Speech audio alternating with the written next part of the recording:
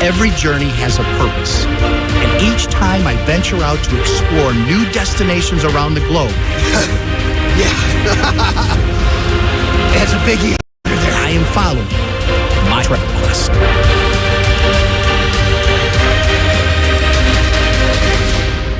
I'm Eric Hansen. When I see a trail, I see more than a path from point A to point B. A good trail is the ultimate opportunity to explore, to discover new landscapes, and to challenge myself. When I don't have a pack on my back, I'm thinking about my next big adventure, because my mission is simple. My mission is to discover the world's most epic trails.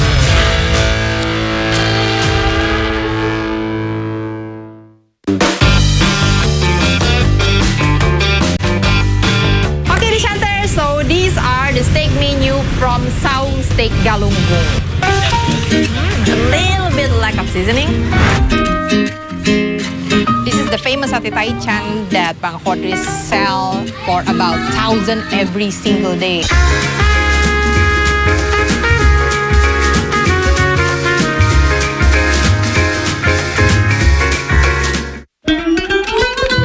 Tiap hari begini lah, enak tak enak pun dah terlanjur. Kalau sebut ayam ya, semua kenal. Nanti akan saya buktikan bahwa saya akan bisa lebih dari kamu. Di Singkau yang pertama kali lempar mie, itu papa saya. Dulu resep ini dari nenek. Nenek turun kasih bapak, bapak turun kasih saya. Nanti turun kasih anak juga.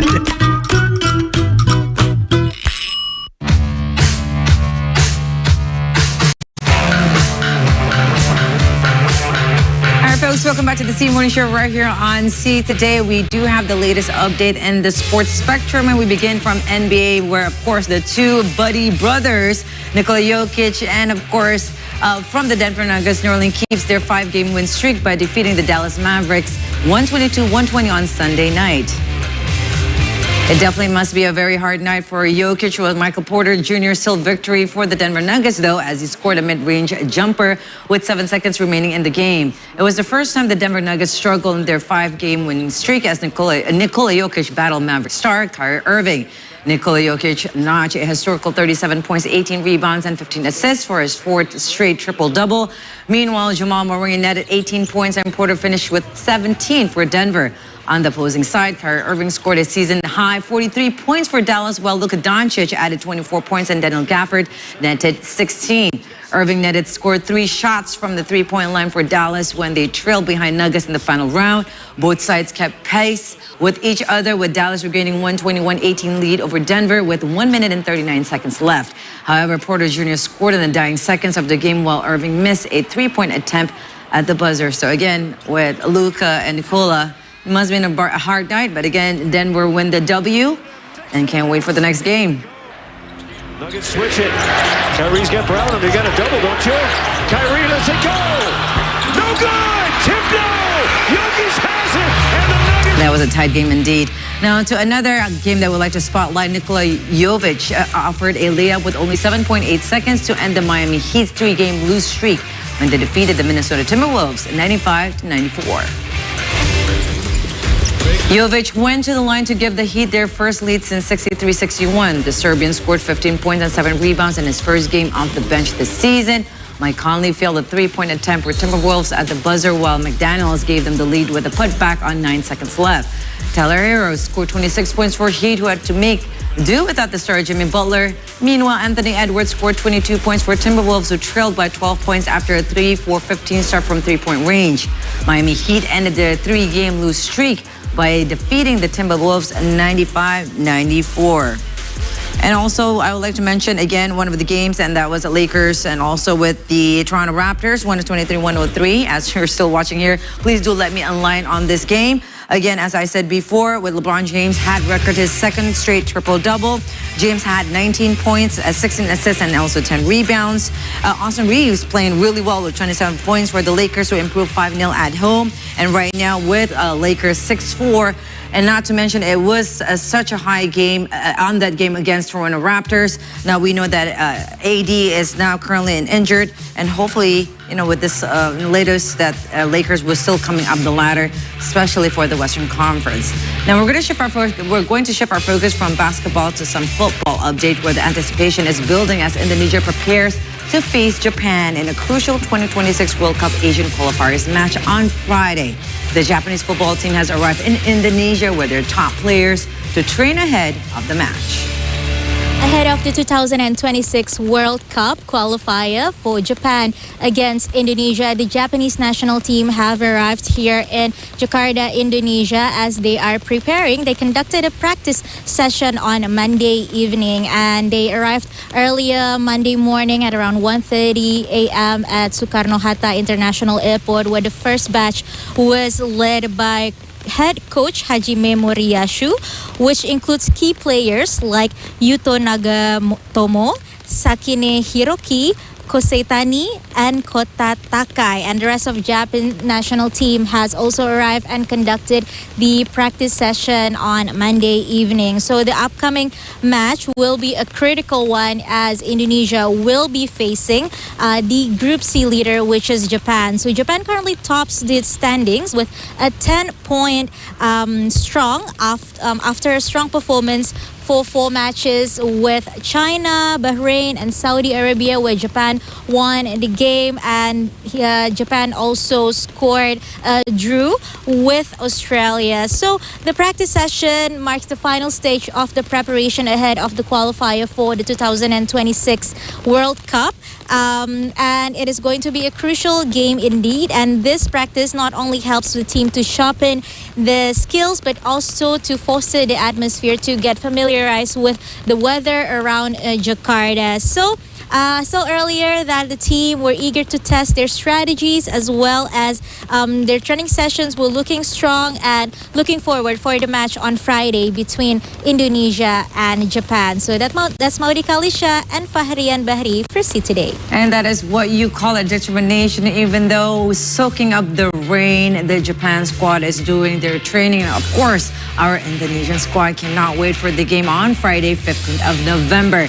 Now from the pitch, we're going to straight away to the tracks, where thousands of laps were completed in Madrid this week, as Formula E's 22 drivers had tested the new Gen 3 Evo car ahead of season 11, with Mitch Evans setting the fastest time, while the sport also hosted its first ever all-women test session, showcasing rising female talent in the motorsports.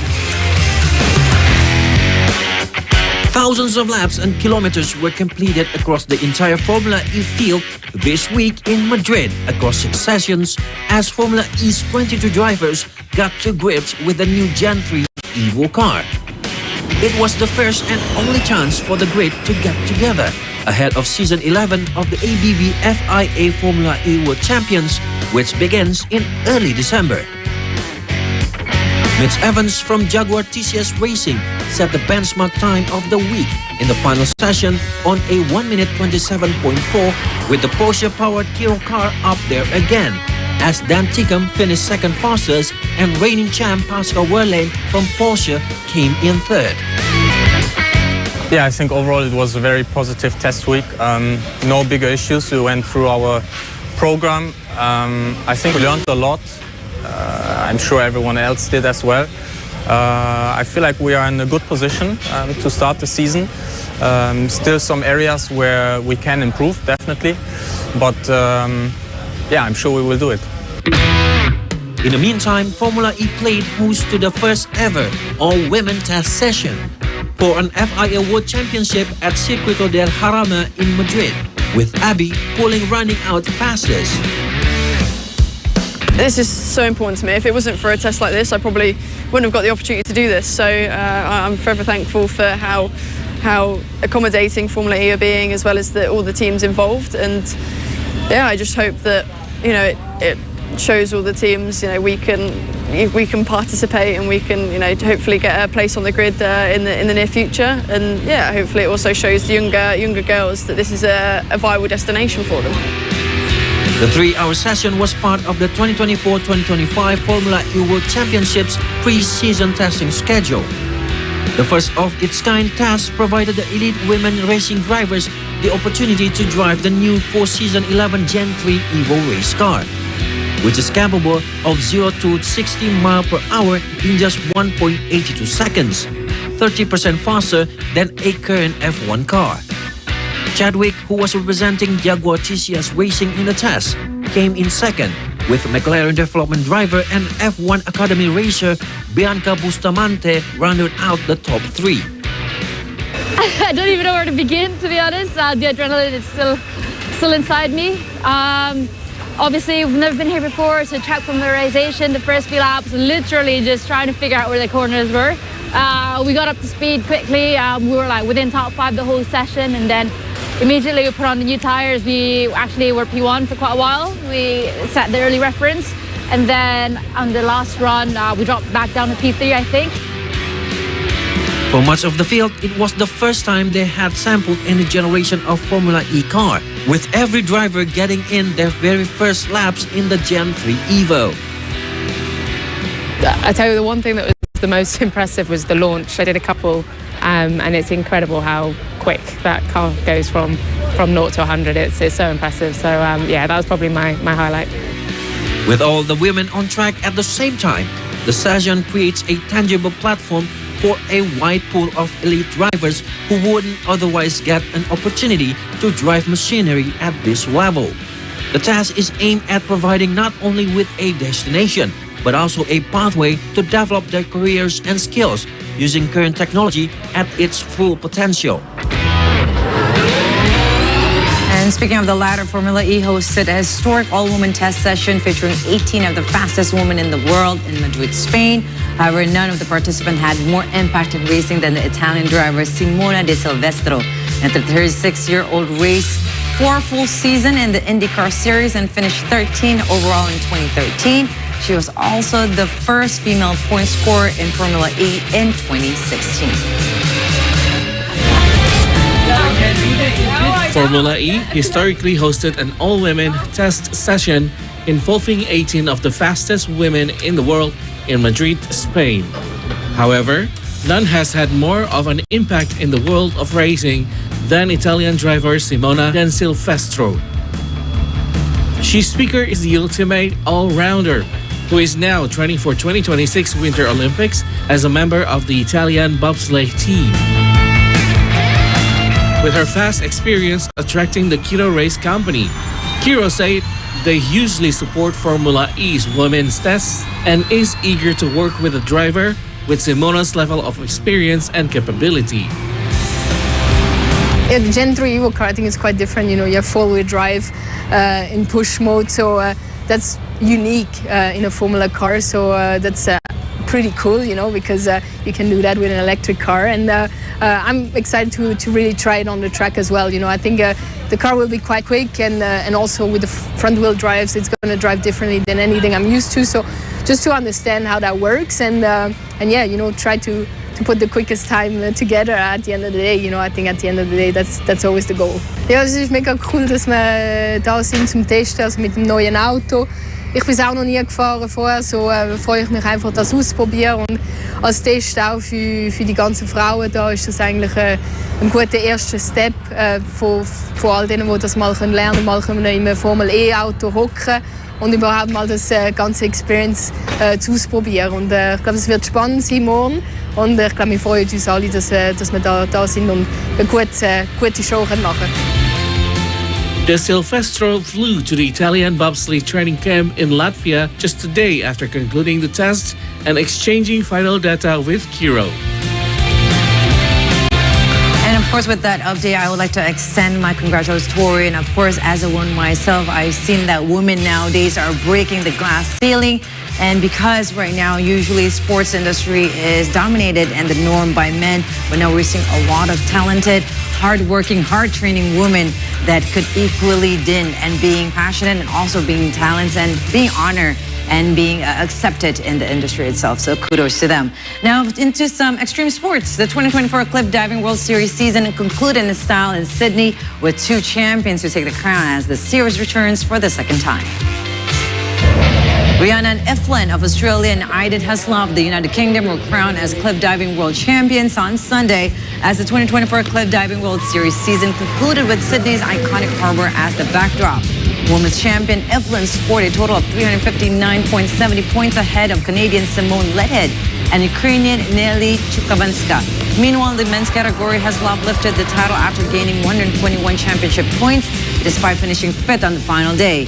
He was 14 points ahead of his U.S. counterpart James Lisonston, who could only finish 9th. Additionally, Ukrainian Oleksiy Pirgorov won the competition at Sydney with 405.80 points.